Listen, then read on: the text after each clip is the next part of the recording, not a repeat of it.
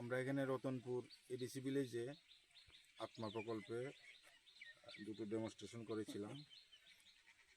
তো এখানে এই প্রথমবারের মতো এই এলাকাতে প্রথমবারের মতো ওয়াটারমেলন চাষ করা হয়েছে, তরমুজ চাষ করা হয়েছে।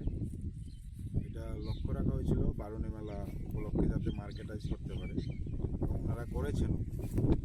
বারুণী মেলাতে কৃষক একজন 7 থেকে 800 কেজি বিক্রি করেছেন, আরেকজন প্রায় 30,000 টাকার মতো বিক্রি করেছেন এখন পর্যন্ত। তো দেখা গেল যে এই এলাকাতেও তরমুজ চাষ করা যায়, এটা আমরা কৃষকরা দেখিয়েছেন যে এখানেও তরমুজ চাষ করা যায়। তো আগামী দিনে এই কৃষকরা অনেক বেশি উৎসাহিত, আমি চেষ্টা করছি এবং ওনাদের বলেছি যে বর্ষার সিজনে যাতে তরমুজ চাষ করা যায় তার জন্য আমরা টেকনিক্যালি সাপোর্ট করব এবং প্রয়োজনে বীজের ব্যবস্থা করে দেব, যাতে ওনারা যেমন অফ সিজনের যে ভেজিটেবল বা ফ্রুট এগুলো যদি থাকে বেশি লাভবান হতে পারেন। তো যেমন আজকে মার্কেটে দেখলাম যে সবজির দাম অনেক ডাউন চলছে, সেখানে কৃষকরা পরিশ্রম করার পরেও কিন্তু ওনাদের যে খরচটা উঠে আসতে পারছে না।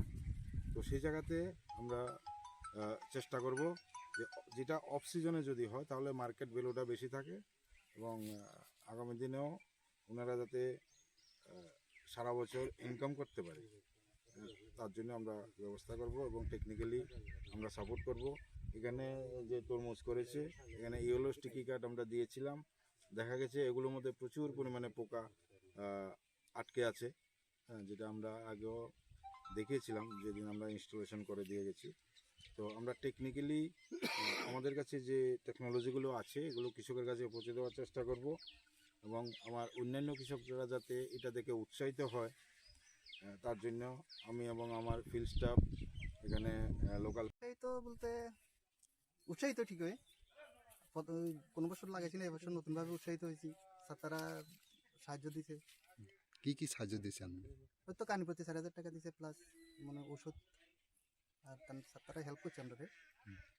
এটা কি এগ্রিকালচার পক্ষ থেকে না নিজের ব্যক্তিগতভাবে?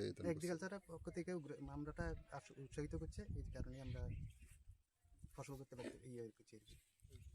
কত কেজি বা কতটা আমরা বিক্রি করছে এবছরে? কত কেজি বলতে 700-800 কেজি তো হইব, 700 এমন কেজি হইব। একটা মিনিমাম কত কেজি হবে? Average 2 KG. 2 কেজি। কত টাকা করে বিক্রি করছেন? 28 টাকা। এই বছর কি লাভ হয়েছে না লস হয়েছে কত বছর থেকে? গত বছর তো লাগাইছি না, এই বছর প্রথম আমরা। এই বছর